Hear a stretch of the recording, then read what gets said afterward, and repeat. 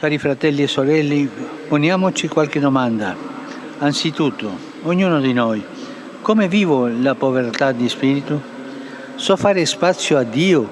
Credo che Lui è il mio bene, la mia vera e grande ricchezza?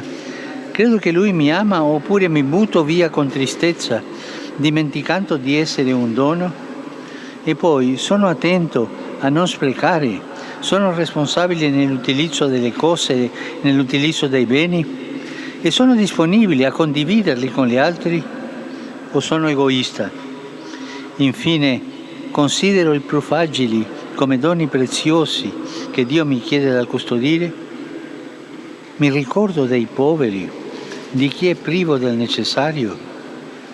Ci aiuti Maria, donna delle beatitudini, a testimoniare la gioia che la vita è un dono e la bellezza di farci dono.